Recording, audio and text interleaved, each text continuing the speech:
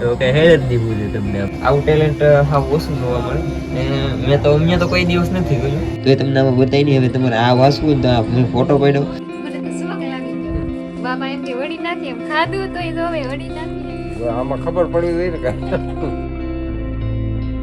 Hello YouTube સ્વાગત છે નવા બ્લોગમાં. કેમ છો બધાય મજામાં? તો ગઈ સાંજે જતો તે વાળ એવું કપાઈ એવું હતું કારણ કે ટાઈમ ઓછો રહે તો પછી સાંજે મોડો જાવ ત્યારે મેળ આવે. આખો દિવસ તો પછી કામે જવાનું ને ઘરે આવવાનું ને બ્લોગિંગનું તો એટલું બધું પછી ટાઈમ ન રહે એટલે હું સાંજે જાઉં. પછી જાજી ભાગે તો વાળને એવું કટ કરાવવા સાંજે જાઉં તો થોડા ટૂંકા ગઈ ને એટલે બધા મોટા મોટા વાળ પછી બહુ ન મજા આવે. એટલે હાલ લાગે પછી એટલે આમ વાંકા વળી જાય ની નો મજા આવે. ખોટા ટાઢો પણ નહીં સારું તો ભાઈ પણ ટાઈટ પડી હાથ પાછી. હા કેદું ની કા હા બધાયને જય માતાજી જય માં મોગલ જે ભાણા ઉઠતી થઈ થોડી ટાઈટ વાય પણ ઉઠકવા તો પડે જ નહીં. કોઈ એટલે હવે હળવું ઉઠકી નાખી દીધું હું કારખાને જવા ને કામે કામે જવા થોડીક વધારે ઠંડી પડી છે એવું લાગે છે કારણ ટાઈટ વાય છે એટલે રોજ કરતા વધારે પડ્યા છે. અંદાજને જયસી કરે છે ના વાહ વાહ નાસ્તો કરી ગાડી કઈ પાછી એવી લાગે સાઈડલો બંડલો. રત્નેશ્વર મહાદેવ. વાહ રત્નેશ્વરજી નું એવા છે રત્નેશ્વરજી ને જો હાલે છે મસ્ત મસ્ત નાસ્તો. આપણે નાસ્તો કરવાનો બાકી છે તો આપણે રોજ નાસ્તામાં ચા ને તો મમ્મી આપ્યું છે દૂધ તો દૂધ ચા ને રોટલી. હવે નાસ્તો કરી લીધો ને ગાડી નાખજો આને એકથી ધોવી પડશે પણ કંઈ ટાઈમ રોતો નહોતો. એ બાપુજી તો નીકળ્યા છે પછી કે બાજુ જવાનું છે આજ બંદર વાડીએ ભાઈ આજનો દી છે થોડાક જ છે. આવું કેમ બાબા ના રે ના હું થોડોક કામ છે. ક્યાં વાહ તો ભાઈ મમ્મીની જાય છે ગામમાં ને બપોરે જાય છે બપોર તો ઉયાવું પડે ને માલ લઈને પાવાનું ન હોય. બપોરે આવ્યા છે ને અમે ભાઈજી હીરા ગામમાં કારખાને.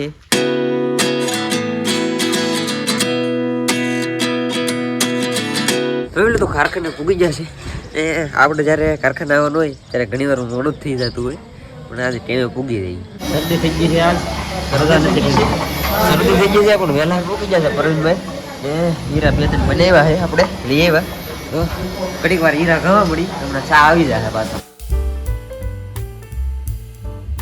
ફેમિલી તમે ચા પાણી પીને બહાર બેઠા હતા તો આ છે કુરાભાઈ ને કુરાભાઈનું ટેલેન્ટ એવું છે ને તે મેં સ્પેશિયલ બુક ગોતવા ગયા ને આમાં કહે જ નહીં હોતી તમે લખો કેવી રીતનું આગળ તો લખશે લખો તો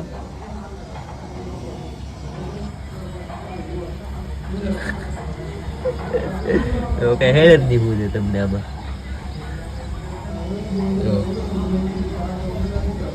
લખે એમ કે એમને સ્પેશિયલ ને બુક ગોતવા ગયા કે એક બે વાર અમને લખીને દેખાડ્યું કે તમે સ્પેશિયલ બુક ગોતવા ગયા કે ઊંધું જ લખાઈ જાય. ફેમિલી તો ભાઈએ લખ્યું છે આમાં તમને કઈ વર્તા હે નહીં તમને વર્તાનું કઈ એમ આ લખેલું છે તો આ ટેલેન્ટ જ કંઈક અલગ જ છે ને આને તમારે વાંચવું હોય ને તો આની એક ટ્રીક છે.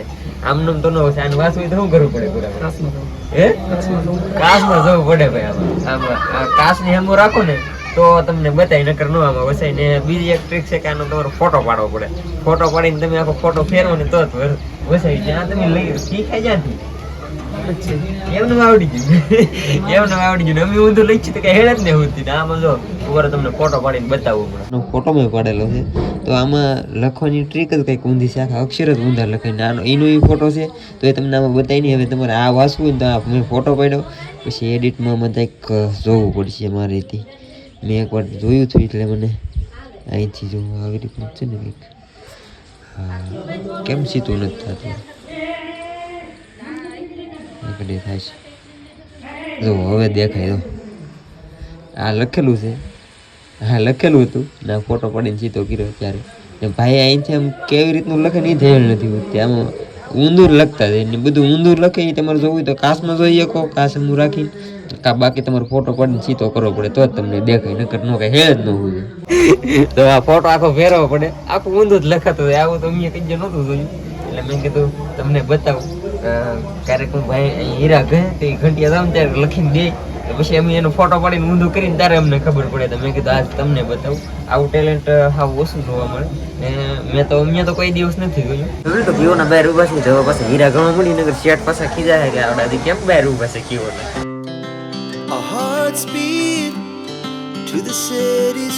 બપોર થઈ જશે ને અમે આવી જશે નીચે બપોરા કરવા બાકીના અડધા કારીગરો અહીંયા જમે છે આશુબેન આવી જશે બીજા કારખાને જમવા અડધા વૈયા જશે ઉપર જમવા 12:30 જમવા લાવવું પડે 12:30 તો 12:30 રીંગણા બટાટાનું શાક છે હું તો આગળ ખોટું વિચારતો હાશી રીંગણા બટાટાનું જોયું અમારે રીંગણા બટાટાનું બહુ બને છે શાક હા હાથ બનાવી નાખ હા તાર ભાભીને ફોન આવ્યો કે જમવું નહીં મેં તો ખાઈ લીધું રીંગણા બટાટાનું શાક તે હાશી બનાવેલું હતું બેન હેરકું થઈ દે ને હાસ ખોટું બોલ્યો હાસું થઈ ગયું તો ભાઈ રીંગણા બટાટાનું શાક છે ને છાશ ફેમિલી બપોરા થઈ જશે મસ્ત ને બધા કારીગરો લાગી જશે ફ્રી ફાયર રમવા તો દીપક ને આમ બધા તો ઘડીક વાર હું ગેમ જોવી પડખે બેઠો પછી હીરા ગવા મળશું પછી જઈશું ઘરે ફેમિલી પૂગી જશે ઘરે હીરા ઘઈ અત્યારે સુધી હીરા ઘસતા હતા પછી વહી આવ્યા બે ભરું ઘરે થોડાક વહેલા વહી આવ્યા મારા પપ્પા શું કરે છે અત્યારે અહીંયા દીયો ઉડી ગયો સાચી વાત છે ડીઓ ઉડી જાય છે પપ્પા હિરકો કરે છે ડીઓ આપણે બાકી રહી ગયા છે ને ગભાઈ નું ને આપણે આ બે ટીસી આ હજે નવા જ નાખવાના તેને તાણિયા છે ને કાટી જશે હવે શું બને છે માડી અંદાઈને રેસી કૃષ્ણ વડીનું શાક બનાવી છે વડીનું હા રેસીબેન બનાવે છે વડીનું શાક ડુંગળીનું ને વડીનું શાક બનાવે છે બાજરાનો રોટલો બધું ભેગું ભેગું ન હોય બાજરાનો રોટલો તો નોખો કરવો પડે ને ભાઈ સાચી વાત છે ભાઈ ભાઈ અમને તો અત્યારે જાય ઘડીક વાર તાબો પેર તાવથી તો મજા ન આવે અહીં આવવું પડે ઘડીક વાર મજા આવી જાય એમ અત્યારે વાહ 5-10 મિનિટ ઘડીક વાર અંદર થાય તાવથી ઘડીક બેસું ને બસ મજા આવે મને ઘડીક વાર બેહવાની